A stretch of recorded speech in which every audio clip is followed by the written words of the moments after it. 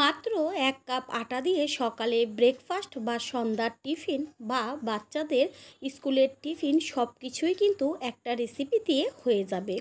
নমস্কার বন্ধুরা, শ্বশুর বৌমা রান্নাঘর অ্যান্ড ব্লগ চ্যানেলে সকলকে স্বাগত।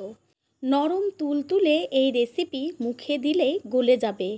তাহলে কি করে চটজলদি এই রেসিপিটি বানাবো সেটাই দেখে নেওয়া যাক।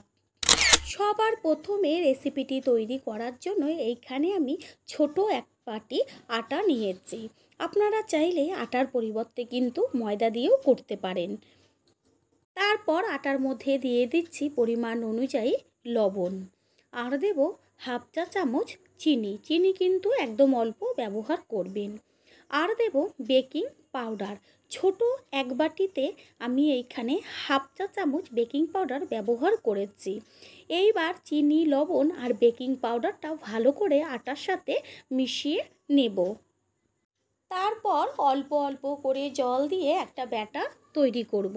প্রথমে কিন্তু একদম বেশি জল দিয়ে দেবেন না, এটা কিন্তু গোলা রুটির মতন পাতলা হবে না। ঠিক অল্প অল্প করে জল দিয়ে আটাটাকে ভালো করে মিশিয়ে নিতে হবে। কোনো রকম যেন ব্যাটারের মধ্যে দলা দলা ভাব না থাকে। ঠিক এইভাবে কিন্তু আস্তে আস্তে মিশিয়ে নিলেই সুন্দর একটা ব্যাটার তৈরি হয়ে যাবে। ব্যাটারটা তৈরি হয়ে গেল, আর একদম পাতলাও হবে না, আবার একদম থকথকে ঘনও হবে না। ঠিক এই স্টেজেই ব্যাটারটা তৈরি করতে হবে।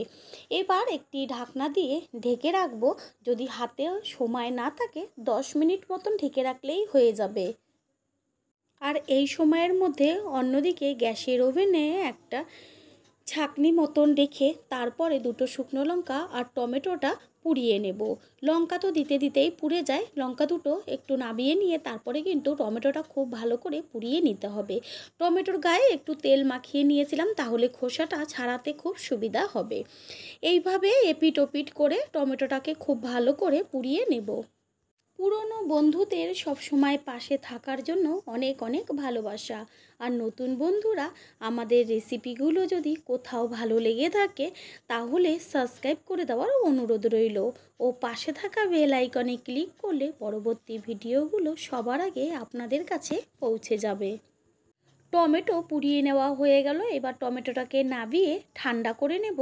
আর ঠান্ডা করার পরে টমেটোর উপরে যে খোসাটা আছে সেটা কিন্তু তুলে নেব।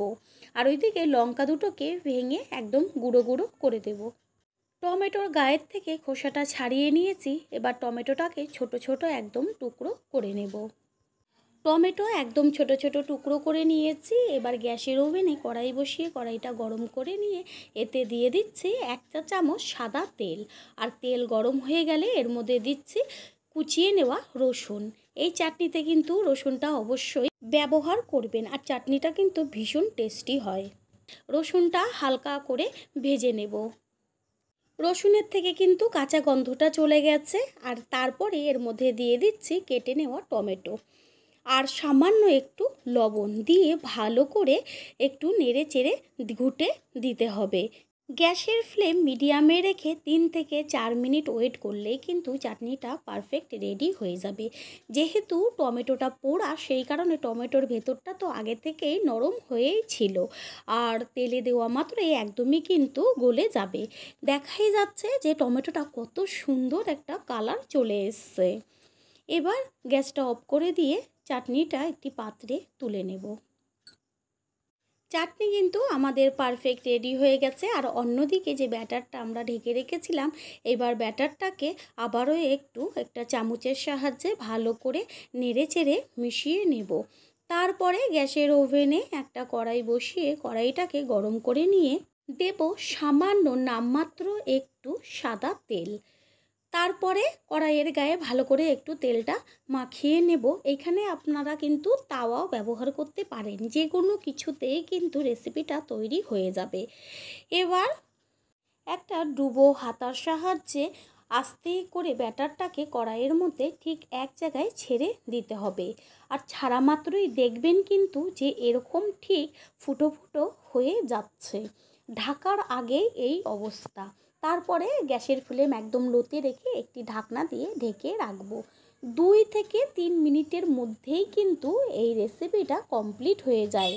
ঢাকনাটা সরিয়ে দিয়ে তারপরে এই যে দেখাই যাচ্ছে যে কত সুন্দর পুরো গায়ে ফুটো ফুটো হয়ে গেছে। আর এই রেসিপিটা যখন উল্টানো হবে তখন কিন্তু কোনো রকম অসুবিধা হবে না, খুন্তি দিলেই উঠে চলে আসবে। দারুণ সুন্দর একটা চট জলদি টেস্টি রেসিপি তৈরি হয়ে যায়।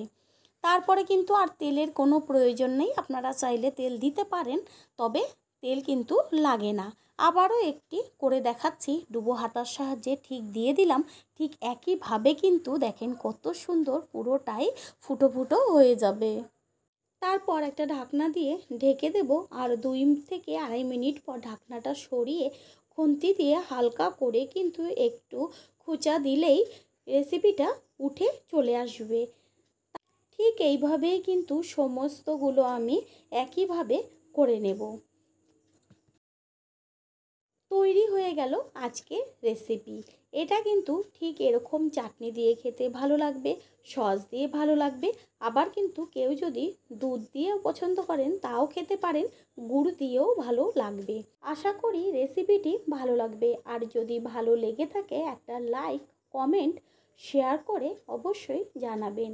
আপনাদের দেওয়া একটা লাইক ও একটা শেয়ার কিন্তু আমাদের কাছে অনেক অনেক গুরুত্বপূর্ণ, তাই লাইক ও শেয়ার করতে কেউ ভুলবেন না। All friend, thanks for watching my video. আপনারা সকলে ভালো থাকবেন, সুস্থ থাকবেন। আবারও দেখা হবে অন্য কোনো রেসিপি এপিসোডে।